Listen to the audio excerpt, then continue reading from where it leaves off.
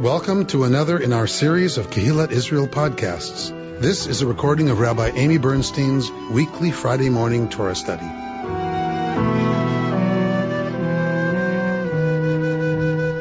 We are at Parshat Toldot. We're kind of zipping through the Genesis narratives because we missed Friday and we're like way far in already to the stories of Genesis.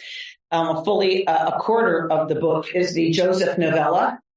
So we will begin that soon because we are at the generation of Jacob now. We're beginning the stories of Jacob now in Toldot.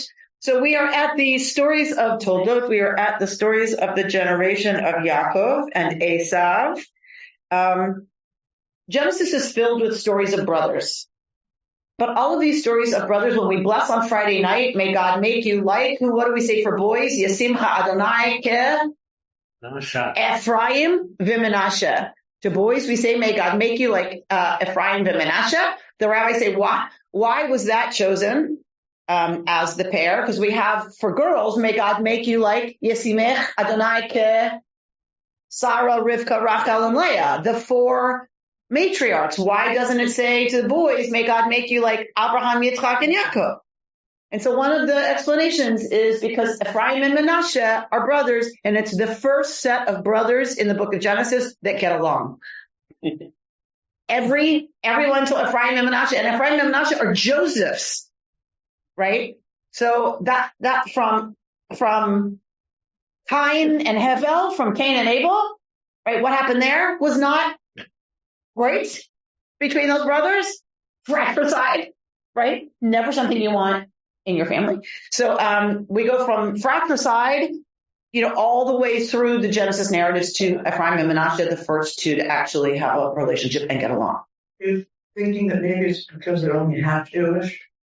Who? The guys. The guys are only half Jewish. Their mother's an Egyptian. Okay, so we got to get clear here. Rebecca is pregnant with twins by Isaac. Esav and Jacob are twins. They are both from the same parents. You said that these fellows were Joseph's children.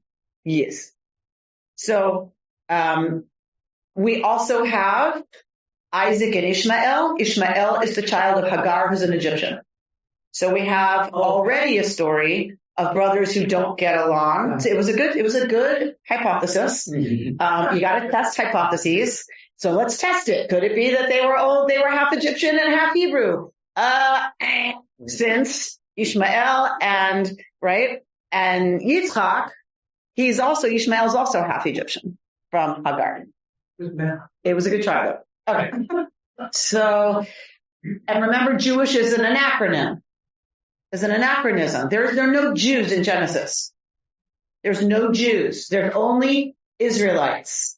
There are Israelites and non-Israelites. And remember, it doesn't seem to be a problem at all that Egyptian women give birth to Israelite children, right? That is not the issue. The issue is not that they're not fully Israelite. Being Israelite went by the father. It was not a problem. Right? When did that change? Right. So the status of Israelite never changed to mother. When the second temple was destroyed, you were still an Israelite if your father was Israelite. What changed was the conferring of the status of Jewish. Once there is Judaism as a religion, now who's considered fully Jewish and who's not Jewish, and because of rape as a tool of war, the rabbis, out of kindness to women, had Judaism go by the mother. So women who were raped as part of war, their child was considered fully part of the Jewish community as long as the mother was Jewish, so that you didn't have to worry about who was the father. Because if you were not fully Jewish, it's a real thing. Right. Because if you're not fully Jewish, you can't marry within the Jewish community. Right. So a woman who gave birth to a child because she was raped by a Cossack And people knew that, they questioned whether or not it was her husband or the Cossack. That child could have been a mamzer, and that child would not have been allowed to marry within the Jewish community, which means their life is over within the Jewish community, because they're not going to marry within the non-Jewish community, because by then the kid's considered Jewish. So people think it's what it's not. It was an act of compassion by the rabbis, so that it was clear that if the woman is Jewish, her child was considered fully Jewish. When did that take place, that change? Not sure. I've been asked this several times, and I have an answer, and then I forget it. Any idea? Moses didn't marry a Jew. Because he's not about Judaism, right? He's Israelite. And so his children were Israelite by virtue of the fact that he's Israelite. Right. Jim? Wow. Do you have any idea about when that I don't. took place? I It don't. would be Talmudic times. It'd be after the destruction of the second temple. Yeah, it was after the destruction of the the year temple. 70. Correct. You said a word, munzer? Mm-hmm. That's what Hebrew for non-Jewish? Or Bastard. Well, Mamzer is bastard. oh, And I've known that word since childhood. yeah. Right? Because As in not legitimate. no, as in my father would leave someplace and go, Mamzerim. Mamzerim. Right? And my mother would elbow him and say, Howard. The Kinderlaw. That's Yiddish and Hebrew? Both the same word. Yep. Amy, are you saying that that's the only reason why Judaism runs matriarchally? Only reason? Can you tell me another one? I don't know. I mean, but that's There the isn't. big thing, because we are different than Christians that way. I mean, it runs through the mother. Only rape. Well, certainty of maternity. Yeah. Let me put it that way. All you can be certain about is maternity. Yeah. So it was to protect women from their child having full status within the community. What if there's a rumor that she's had an affair? Wouldn't other ancient civilizations have the same rule for the same reason? It's interesting that we One could ask, did they care about women and the protection of their children's well, status? they care about the bloodline of their own people. But that went through the men for them. Yeah.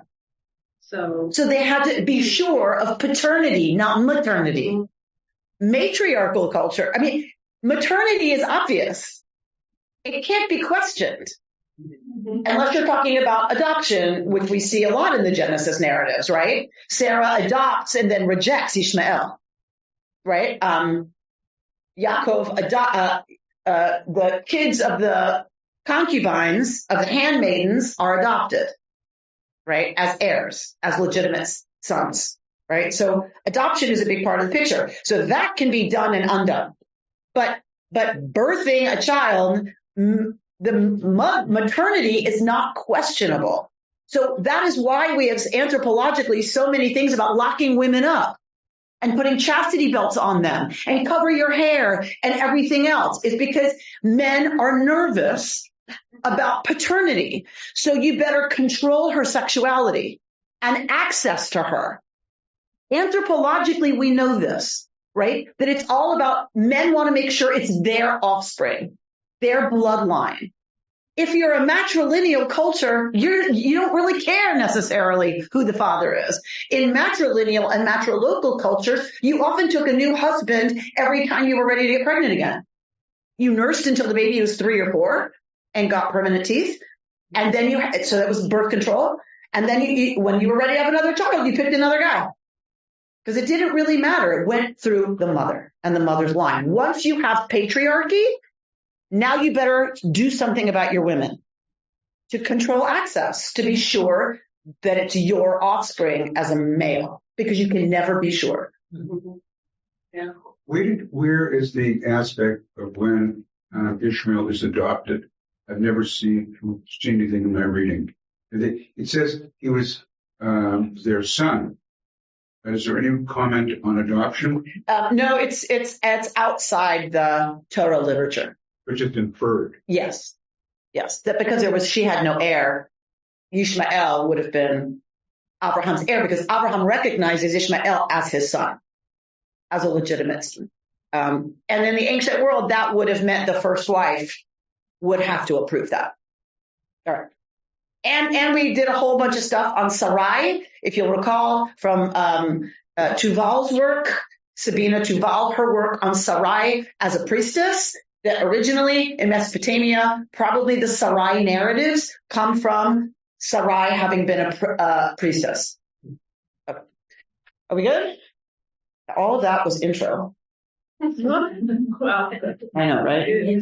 All that was intro. All right. So I want to look at our text, and then I want to talk a little more about these narratives in terms of these are not just stories about the foundational characters associated with the formation of the Israelite people.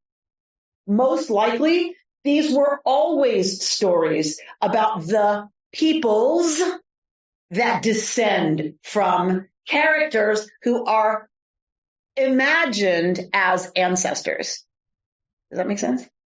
So we have 12 confederated tribes who write a story. Once those tribes want to be in some kind of relationship to each other, they write and tell stories about their ancestors, in air quotes, for those of you listening to the podcast, right? Their ancestors. There were not 12 brothers who then had kids and those kids became tribes. That is not what happened. It goes the other way. 12 tribes who become some kind of a confederation start to tell a story about why they're related. That's because their great grandfathers were brothers. And they share an ancestor, Yaakov. Yes? These are mythic tales that come to explain the origins, to reinforce relationships that are actually happening on the ground. Okay? The descendants of Esav become the Edomites. The descendants of Yitzchak become Yisrael. Okay? So two peoples, but that have some kind of memory of shared relationship. And so they tell these stories of, right? And so these stories have always been about peoples as well as the characters that we see in the actual story. So I want us to look at the story of Rivka through that lens. So I want us to look through the Rebecca narratives and Isaac narratives through that lens, because they were always looked at that way. But it also, for me, resonates with what's happening right now in the Middle East. And I just, as you know, right now, I'm not able to teach Torah without kind of orienting us to what's going on in the world, because it's always been what's gone on in that part of the world. Always. Remember that the Middle East, Israel is dependent on rain. Many parts of the Middle East are dependent on rain for agriculture and for flocks. So it has always been the case that when there's drought, for several years in a row, you have social unrest and you have competition for fertile land. So there's always been war, always. In the ancient Near East, there were always battles. There were always skirmishes. There were always wars. The borders, the boundaries that we get in Torah about where Israel starts and where it stops changes throughout the Torah. Because there are always battles happening where the Philistines win and then they take this part. And then, right, someone else wins and they take this part. So at some point we were across the Jordan River, two tribes, but that wasn't the case at some point, right? So that's, the Jordan River becomes a boundary of Israel at some point. So those boundaries and borders have always moved because there has always been battles over territory in that region. Always. Let's look at, so this is one such memory, mythic memory, if you will, on the origin of peoples in that region. And it's from the beginning of Genesis 25, verse 19. Ele Toldot Yitzchak ben Abraham. These are the generations of Yitzchak ben Abraham. So right away, the rabbis have a question. Ele Toldot Yitzchak ben Abraham. These are the generations of Yitzchak, son of Abraham. What does it say next? Abraham holid at Yitzchak. Abraham begat Yitzchak. Doesn't that look like Department of Redundancy Department? Torah never repeats itself for no reason. It's written very tersely and very, very purposefully. So, any guesses? These are the generations of Yitzchak, son of Abraham. Abraham begat Yitzchak. I'll give you a hint. Our previous conversation has something to do with one of the rabbinic interpretations. That Abraham was in fact his father. Gold star to Bert Kleinman. These are the generations of Yitzchak, social son of Abraham. Let's be clear, however, Abraham begat Yitzchak. He is of his seed. He is not just his social son, he is his biological son. Why might there be a question about that? Well, if his wife had Yitzchak with another father. And who might that be? Testing Torah knowledge now. Avimelech? Avimelech, another gold star. Bing, ding, ding, ding for Bert. Sarai was taken into the palace of Avimelech because they lied and said she was Abraham's sister. Because she was so beautiful that Abraham was afraid they'd kill him and take her. So this was a way that she could get taken without him getting killed. So she is taken into the harem of King Avimelech. Okay? So the Midrash says there might have been some concern that people thought, given Abraham's age, that Avimelech was the father of Yitzchak. And so the Torah is very clear to tell us Yitzchak is his son. Yes, he acknowledged him as his son, but he begat him. It is the son of his body. And you're saying there was not a man named Abraham who walked the earth. In what we would call reality. Correct. That CNN could have taken a picture of. Correct. Correct. Because that's not what matters. That's not what this is about. That's not what this is about, right? All right. Vayhi Yitzchak ben 40 shana bechakto et Rivka. So, and Yitzchak was 40 years old when he acquired Rivka, daughter of Betuel, the Aramean, from Padan Aram, sister of Lavan, the Aramean, for himself as a wife. Yitzchak entreated Yud-Heh-Vav-Heh on behalf of his wife, for she was Akara, barren. And Yud-Heh-Vav-Heh, right, grants this for him. Vatahar Rivka Ishto. And Rivka, his wife, became pregnant. She conceived. V'yitrotzitzu habanim b'kirba. So all of a sudden we get this weird thing. She gets pregnant, and then we're told the children within her, in her midst, yitrotzitzu. We're not sure, I'm not sure exactly how to translate that, but it's some kind of struggling going on. Vatomer, and she says, Im ken, if so, lama ze anochi, why this me? Vatelech lidrosh et Yud-Heh-Vav-Heh. And she goes to inquire of Yud-Heh-Vav-Heh. Now, I spent an entire shiur on this one year when we were studying Sabina Tuval. But we're not going to do it today. So we're going to spend some time on the sons. So something's going on inside of her belly with these children. So it's clear she has two in there. She's having twins. There's lots of midrash, and we'll look at one of them about what this means. But to go to the enigmatic thing, she says, if so, why this me? We don't know exactly what that means. It could have been formulaic. It could have been ritual. It could have been something that she goes she uses as part of going to inquire of an augury. Why do I deserve this? Why do I deserve this? Or what is this going to mean for me? Is she afraid she's dying? Is she afraid? Women died in childbirth all the time. So if something's already wrong, right, you can imagine she's maybe thinking, what is that going to mean for me? Like, am I going to survive this? What does it mean for me? This doesn't bode well, right?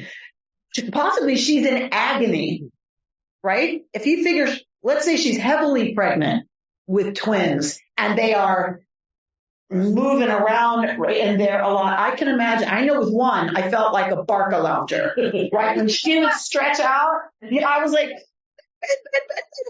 Ben, please, because it's not fun when someone inside you, right, is pushing against you from the inside. Now imagine two of them, right? So maybe she's in a lot of pain. Wasn't miscarriage relatively common? I do not know.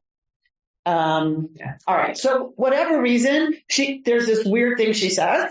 Vatelech lidrosh et Yud-Heh-Vav-Heh. She goes to inquire of Yud-Heh-Vav-Heh. So somehow Rivka has her own relationship with Yud-Heh-Vav-Heh. Right? So this is when we study Tuval. Rivka is a priestess. In the Mesopotamian world, she inherited the priestesshood from her family. She's from Mesopotamia, remember? We just heard. She's from Padan Aram. She's from Mesopotamia. She moved here to Canaan, right, to be with Abraham's family. But these are the only people who are not following pagan, Canaanite, or Mesopotamian religion at this point. Only Abraham, right? There are no other Israelites. There are no Israelites yet.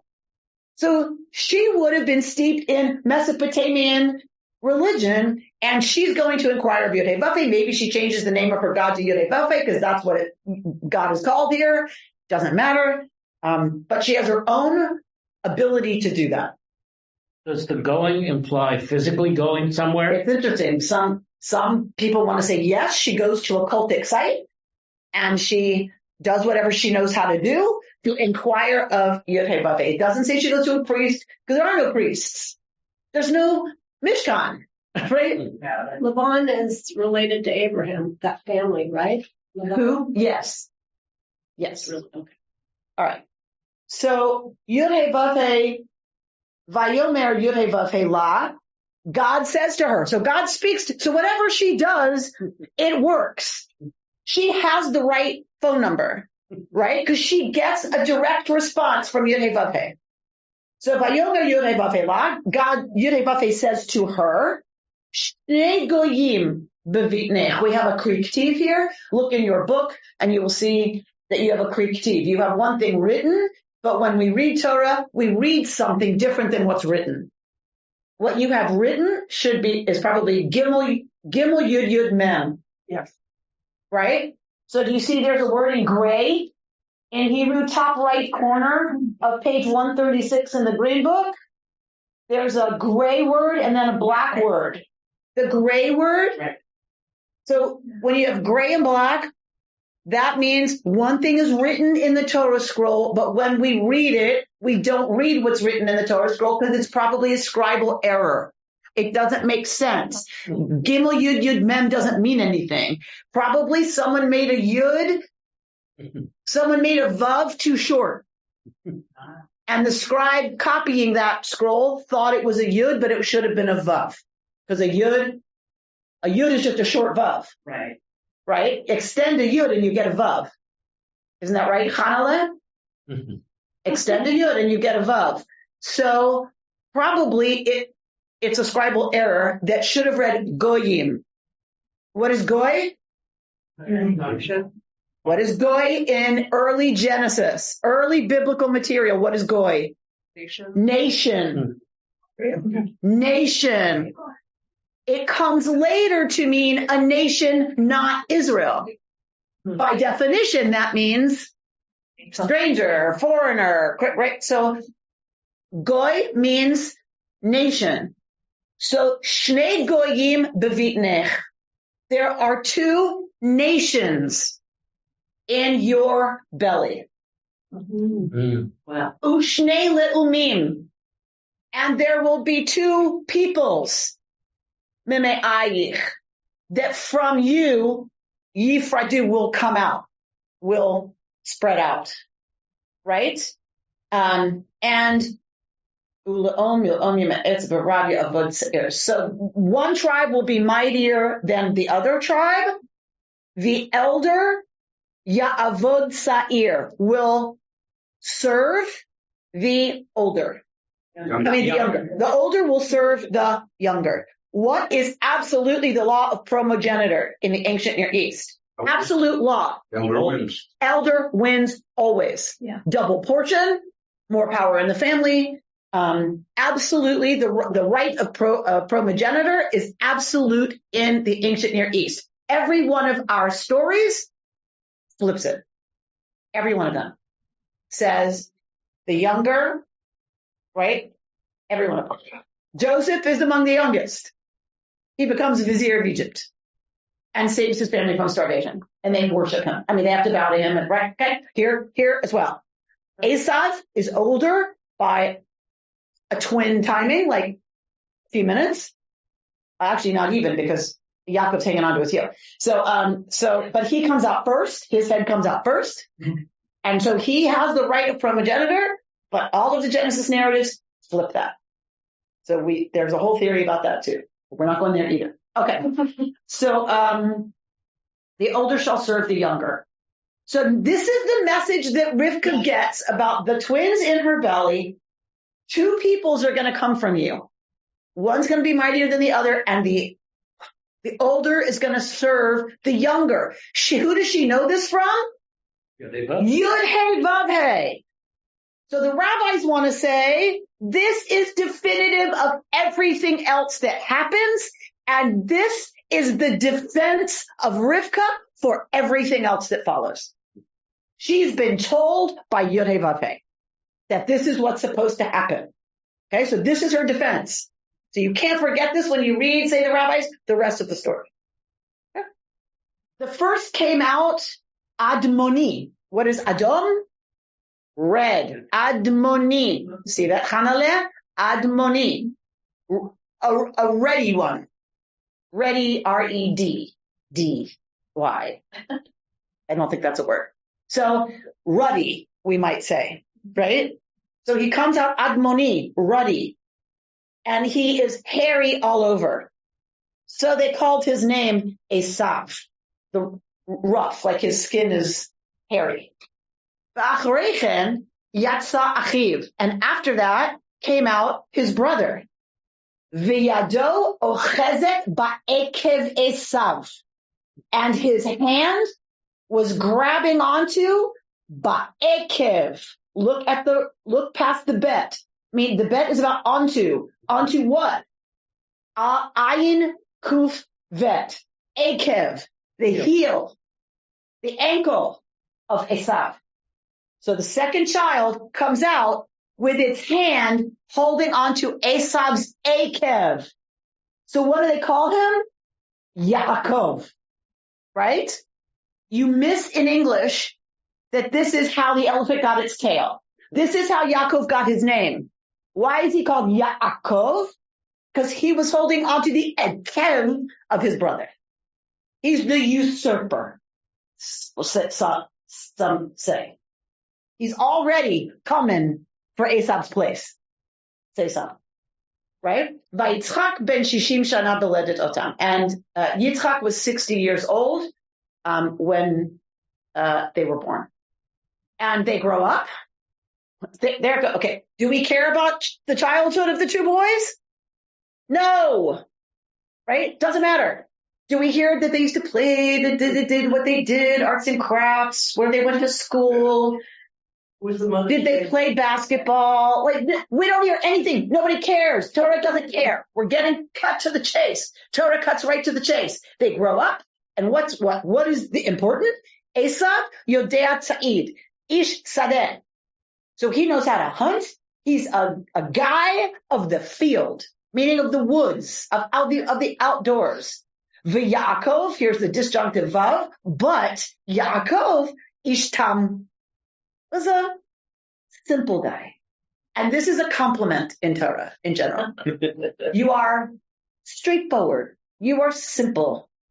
You are not complicated, meaning you're not, Neurotic or deceitful or whatever. And he's Ishtam. He's rather simple. Yoshev Ohalim, one who liked to hang out in the tents, right? So Esav goes out into the field a lot and hunts. Yaakov likes to be at home. You can imagine him curled up in a corner with a book, right? Or he's coloring. Studying Torah. He's studying Torah, say the rabbis, of course. Who usually is in the tents? Women. Mm-hmm. Yaakov's the mama's boy. He likes being in the tents with the women. Right? He wants to hang out at home. He's a domestic. All right. So they are opposites. Right away we know they are opposites. But Yahav Yitzchak et Esav. So Yitzchak loves Esav because of the game in his mouth. The rabbis have an interesting read of this. Who's his mouth? Who's his here? He loves him because of the game in his mouth. Whose mouth? Sensibly. If you know Hebrew, it doesn't say. It just says his. You're talking about it. Who do we assume is his mouth? Could be either. Could be either.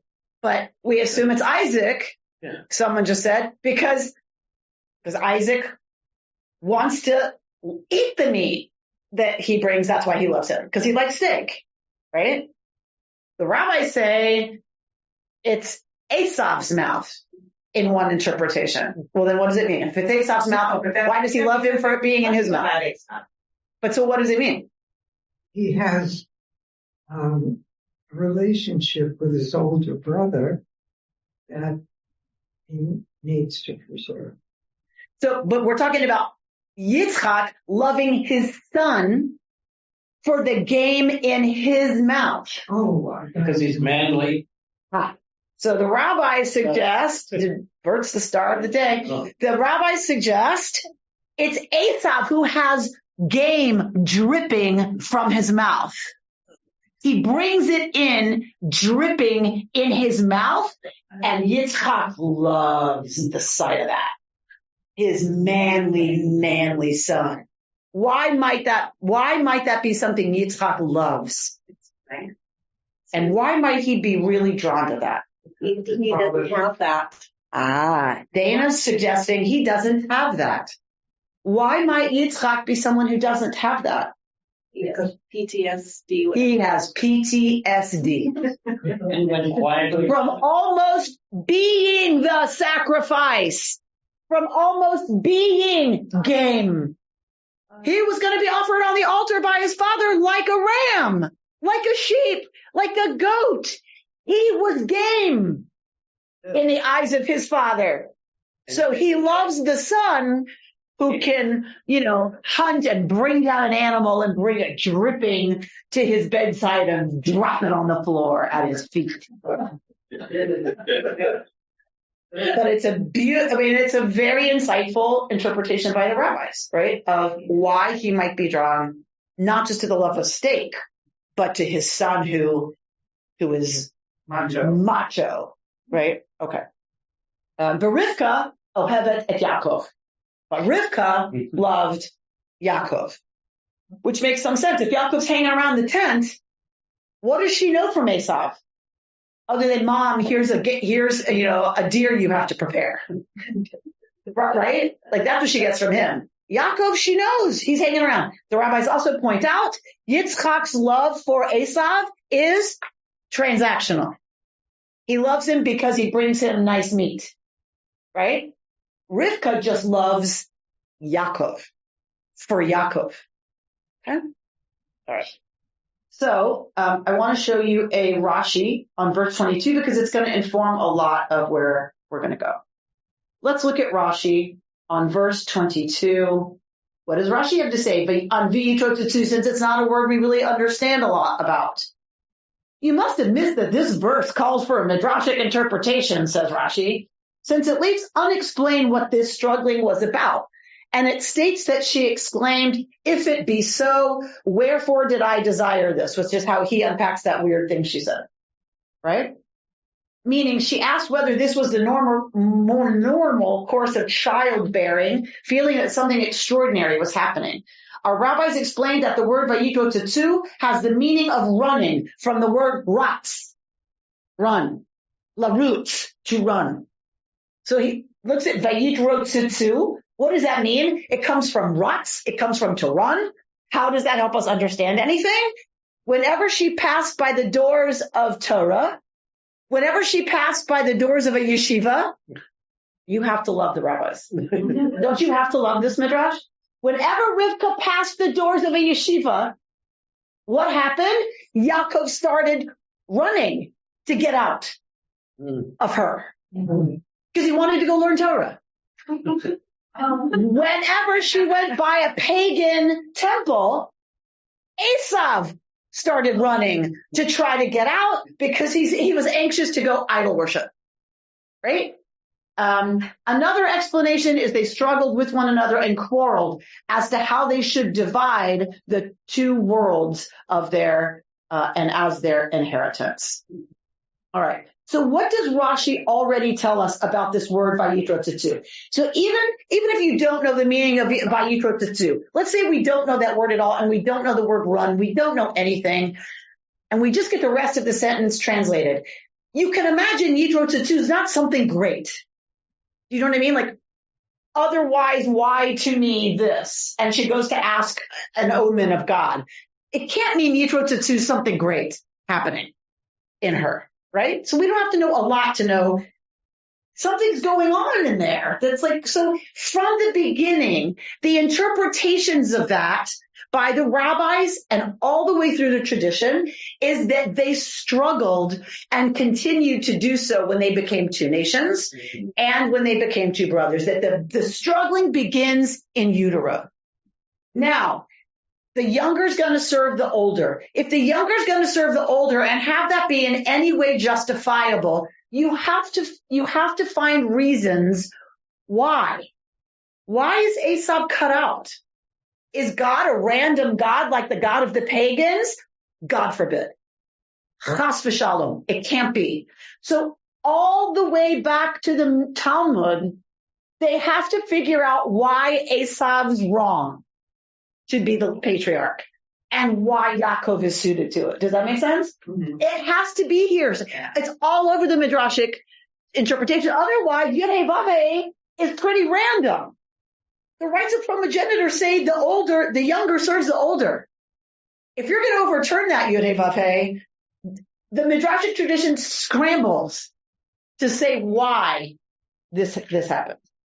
How is God being just and fair here? So already this is one of the early ones that Rashi comments on, because already when she goes by a yeshiva, Yaakov wants to get out, and when she goes by a pagan temple, or you could put in a whorehouse, or whatever, Esav's trying to get out, right? But you have to love the rabbinic imagination. Are there yeshivot in biblical Israel? Yeah. You have to love it. Okay. So already there's this need to demonize Esav and have Yaakov be the one who deserves the patriarchy and to be the patriarch of the family. He then, remember, tricks his brother out of his birthright and then tricks him out of the blessing of the firstborn. 2 times. He manipulates Esav, once with the help of Rivka, when he tricks his father who's blind. Okay? So twice Yaakov manipulates Esav to get the prime position in the family, once at the urging of his mother. Okay? I know one story where there's the hairy suit. Right. What's the other story? Right here, right after this, comes in Esav from hunting, and he's about to die. Yaakov was boiling boiled stew, and Esav comes in from the field, verse 29, and he was exhausted, ayef. Weary, I don't love this translation. Ayef, he was exhausted. Esav says to Yaakov, please give me a helping of the red stuff, that red stuff, for I am so exhausted. Therefore, they called his name Edom, the red one. So this is how the Edomite's ancestor got his name. So Yaakov is making red lentil stew, and Esav is afraid he's going to die because he's been hunting and maybe he didn't find anything to eat. The meat has not been prepared yet, right? And so he's afraid he's going to die. And Yaakov says, verse 31, sell me your firstborn right here and now. Esav said, here, I'm on my way to dying, so what good to me is a firstborn right? Right? Like if I don't eat something, I'm going to die. I'm on the verge. So if I'm going to die, what good is my birthright? So fine, you can have it if you give me that stew. Right? Okay. So Yaakov says, swear to me. And he swore to him. He gave over the firstborn right. So the rabbis say here, Esav scorned the birthright. Look at Torah. Thus did Esav despise the firstborn right. Verse 34. So the hint is there, the tone is there in Torah, but the rabbis capitalize on that. Esav didn't even care. Yaakov did. Yaakov wants it, right? And why does Yaakov know to want it? Why does what? Why does Jacob know to want that birthright? I mean, someone put that idea in his head. So that is a very interesting question, Dana. So Rivka, while she's pregnant, gets an omen from Yud-Hey Vav-Hey. Did she in some way communicate that to her sons? Or her son? Well, she favored him. So, yeah. So has he been told explicitly? Upbringing. You should be the one, he should serve you?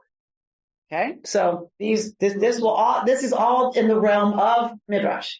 Because we don't know. Elena. I just keep thinking that this doesn't have to do with firstborn, secondborn, but that God somehow just knew that Jacob would be the proper person to lead the entire Jewish people. Yes. And that's what he based it on. Yes. But you have to have a just God. It's not fair. The rights of primogeniture are absolute in the ancient Near East. So the people that wrote this story, if God is just, But we're talking about the entire Jewish people. then why isn't it Esav? Because God knew that Jacob was the proper person to lead. It doesn't say that. I know, but God knew it. So the Midrashic tradition agrees with you. Oh, good. The Midrashic tradition spends a lot of ink on defining why Yaakov is more fit. We have no evidence of that. We're just told God says the older will serve the younger. But the rabbis want to say God knew Yaakov was more fit for the position. But they are the same age, ironically. It's just one came out first. In the ancient Near East, it doesn't matter. The older twin is the firstborn. Period. That is who opens the womb. Whoever Peter Rechem, the one that opens the womb, is the firstborn. Period. Okay? We're all trying to justify all this. All I'm saying is, so does the Midrashic tradition, because it's not there. It's just not there. Okay? So then we have to start imagining. All right. So as early as early Talmud, there's this understanding that Esav is the hairy one, the wild one, the killing animals one, the go-getter, right? And Yaakov's Nebuchadnezzar Yeshiva Bucher, right? Who's hanging around the tent and holding on to mama's skirts and her apron strings, right? So early on, we have this characterization. What I want to do is, so early on, we have kind of a demonizing, if you will, of the other and the lifting up of our patriarch who becomes ancestor of the Israelites, right, by the Midrashic tradition. Okay, so that's an early instinct. To those Edomites, they descend from that wild, hairy guy, right, who kills things for a living, right? We, right, are the gentle, cultured, right, refined people.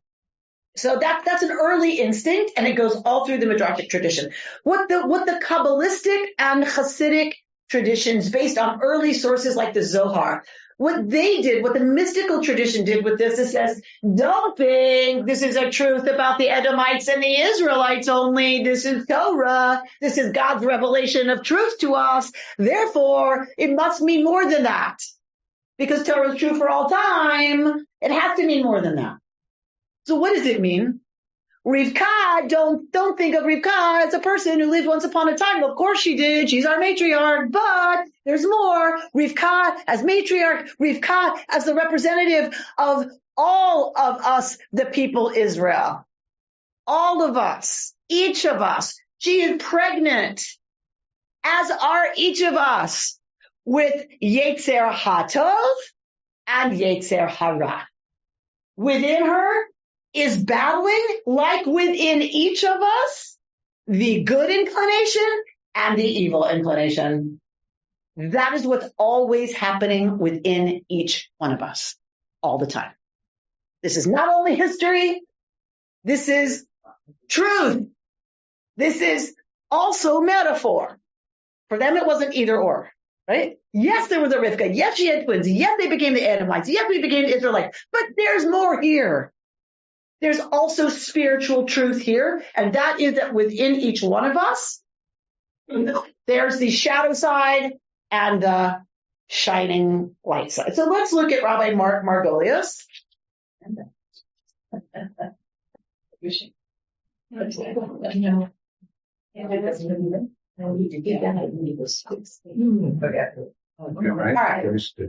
Jacob and Esau represent contrasting spiritual archetypes within a single sibling framework. Jacob, ish tam, mild, simple, uncomplicated, the more tender and intellectual aspects of the self. Esav, ish sadeh, a person of the field, physical, the more assertive, embodied facets. The pshat, or literal sense of the Torah text, not so implicitly, prioritizes the qualities associated with Jacob, with God early on revealing to Rivka during her pregnancy that Yaakov will prevail over Esau, right? So take a step before Yetzer HaTov and Yetzer Hara. There's our more spiritual, intellectual self, and there's our physical, assertive, more animal-natured self. Forget good or bad, absolutely, but there's a preference already in Torah for the Yaakov, simple, emotional, intellectual side of us, okay?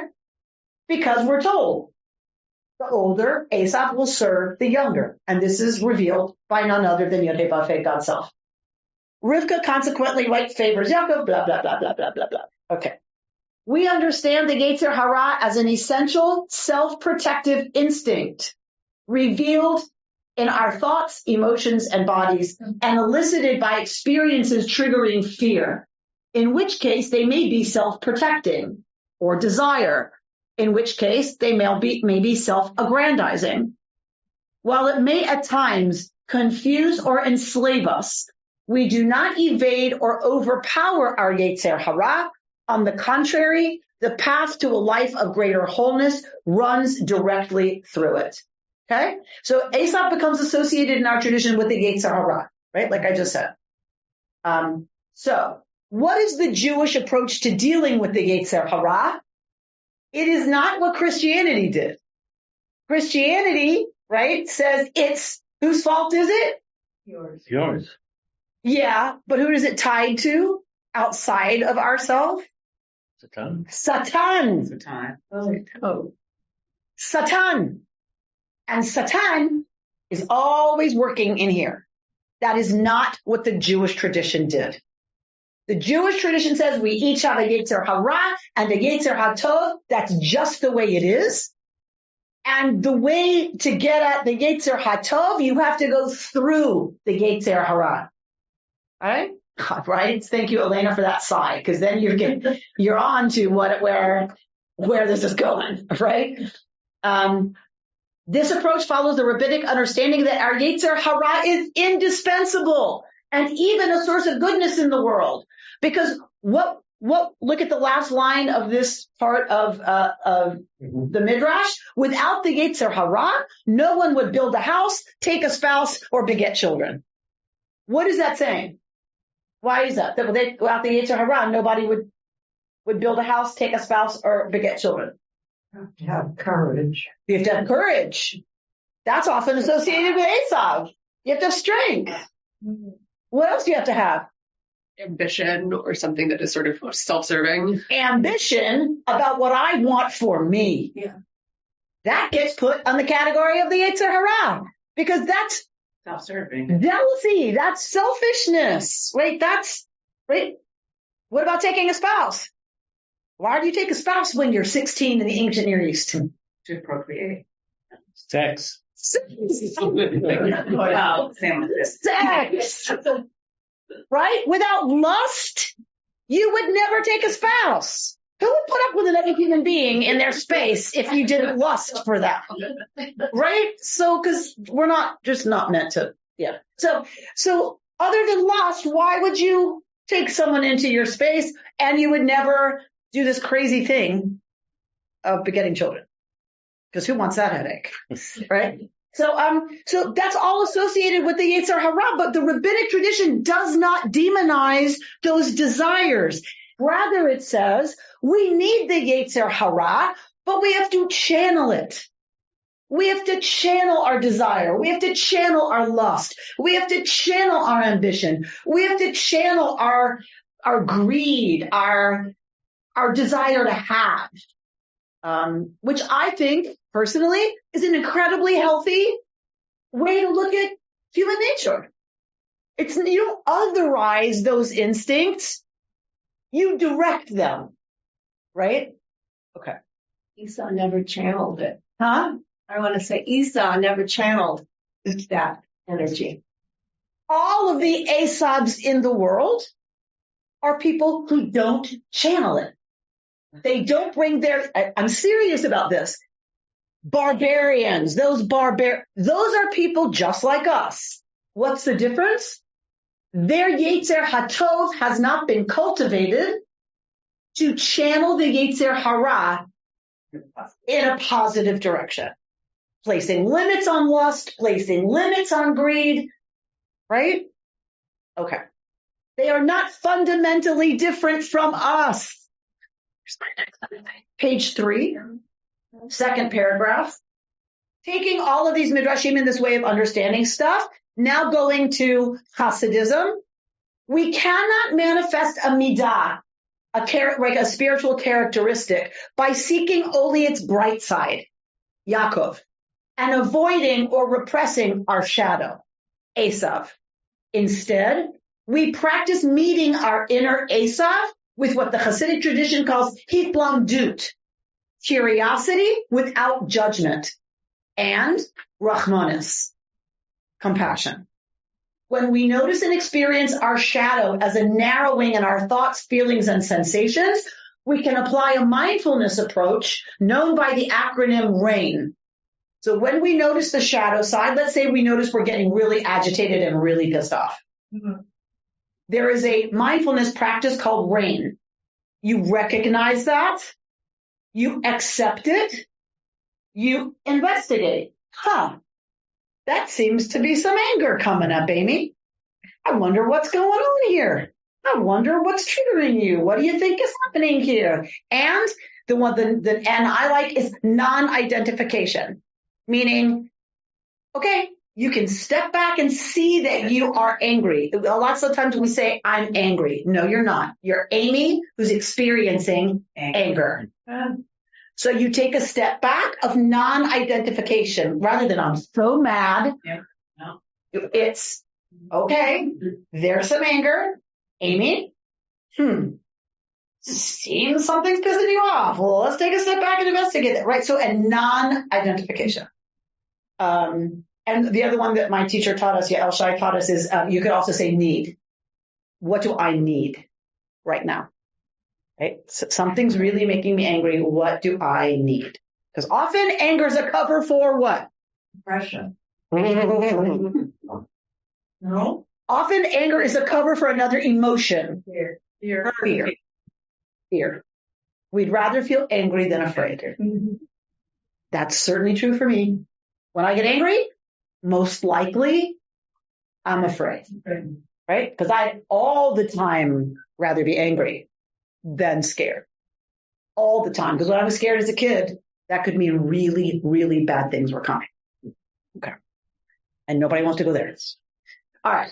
So, RAIN. By inserting even a little space between ourselves and our fear-based instincts, we can become clear-minded enough to discern the extent of actual threat and extract the spark of holy light trapped within a klipa, a broken shard of creation. Within every broken shard of creation is a spark of the divine. Our job is to liberate that spark. And the way we do it when we get angry is to take these steps back, to hold it with some curiosity and a lot of compassion and say, is it true? Are you really threatened? Is there anything that's really going to hurt you here? And just allow ourselves to not over-identify. Okay. So I want to go to, I know there's a lot here, so I want to move quickly through to page 4. Is yours color coded? Yeah. Okay, great. So look to the yellow highlight on page 4. I like got chill bumps when I started reading this. These two inclinations, go above that. These two inclinations are actually angels, says the Zohar, an early mystical work of a Jewish tradition. Pure spiritual forces charged with protecting the person from harm. They never leave a person. If one purifies oneself and returns to one's spiritual roots, the Yetzer Hara submits to the Yetzer Tov, and the inclination to do good rules over the inclination to do bad.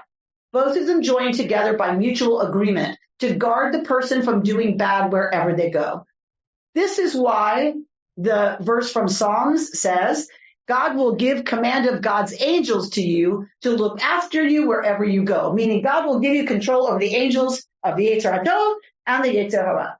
The angels referred to are the two inclinations, and when one decides to strengthen one's Yetzer HaTov over the Yetzer Hara, the Yetzer Hara, even against its will, has to say, Amen. As we move through shock and grief after the terrorist attack, I'm going to change the words here, right, of October 7th. We seek wisdom for responding to the growing manifestation of evil in the form of ignorance, hatred, and violence. We are descendants of and identify with Jacob, who later in the Torah will be renamed Israel. But the pain and fear triggered in us by this anti-Semitic terrorism, and I would say by the anti-Semitism we are seeing in America, and violence against vulnerable peoples in general, can activate our own shadow, our own internal Esav, right? In grief, we may at times feel fury verging on rage, angry thoughts and feelings which can either fuel sacred action or pull us towards confusion, constriction, and violence. Through our Tikkun Midot practice, we grow more conscious of anger in our thoughts, emotions, and sensations. We befriend our anger without judging it, and we discern wisely how to direct its inner sacred energy towards love, healing, and justice. I was like, are you kidding me right now that this is his commentary on this? Right? I'm like, whoa, okay. Go to page 5. I'm not going to spend a lot of time on that first paragraph, but go to if so. So it's when she tells him he can come back. Go, because your brother's so mad at you, he's going to kill you. And then what she says about when he can come back. Meaning when your anger towards your brother subsides from you is a midrashic interpretation of what she says to her son, to Yitzchak. To Yaakov. If so, this passage teaches that witnessing anger which distorts and obscures the divine image in the face of others can remind us how we too can become twisted versions of ourselves when we feel pain, fear, and anger in the face of mortal threat and or injustice. Rather than ignore this unavoidable and important capacity within ourselves, we face it courageously and honestly. And then we extract from our fury the energy we need to generate powerful words and actions by which we can repair, bless, and elevate ourselves and others. In this week of Toldot, as we approach the end of Cheshvan, as the days shorten and light grows scarce, may we embrace our whole selves, our inner Esav and our inner Yaakov, searching our shadows honestly and with compassion, discovering within and extracting from them unnoticed reserves of light, hope, and strength by which we can resist and overcome our current day plagues of mass ignorance, hatred, and violence. Kain Yehi Ratzon. So may it be the will. I think it's really an important teaching right now because I'm not Pollyanna. That's not who I am, nor is our tradition. We don't put our head in the sand and pretend stuff isn't happening and that it's not there. However, we also don't want to get to a place where only our reactivity, only our reactions, only our own fear and rage in response to what's happening is what determines who we are and how we behave in the world. That is in some ways more dangerous. That we become people and a people we don't want to become. in response to what's happening in the world around us. And I'm very concerned. I'm very afraid that some of that is going to be happening. I'm very afraid that we are going to not be able to tolerate expressions of our own sadness and sorrow at what's happening to Palestinians in Gaza because of our rage and our fear. And I don't ever want us to become a people who doesn't recognize the horror of war for every single person involved, including soldiers.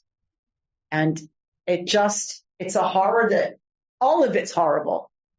I deeply value that our tradition is one that says we all have the capacity to hate and to come to violence. We all have it. And in reaction to injustice and in reaction, right, to violence, and radical injustice and horrors that happened on October 7th, we have justifiable rage and anger and fear. Our work is to be sure we channel that in ways that hopefully in some way can bring about a different kind of situation in the world. And right now, it might mean violence and destruction on the ground in Gaza, but I hope it also will mean a resolve of rebuilding.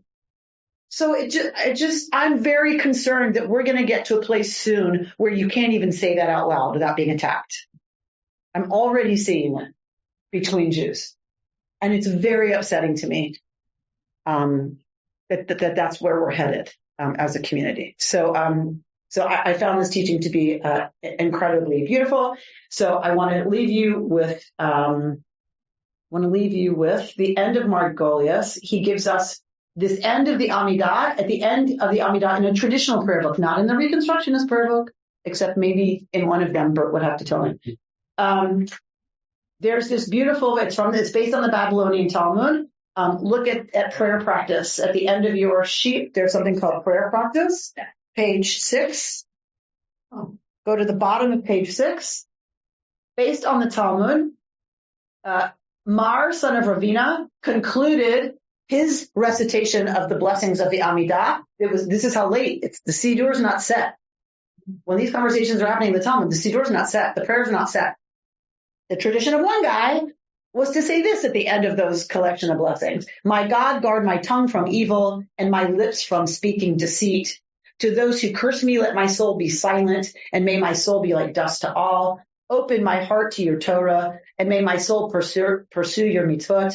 Save me from a bad mishap, from the Yetzer Hara, the evil inclination, from a bad person, and from all evils that suddenly come upon the world. And all who plan evil against me swiftly thwart their counsel and frustrate their plans.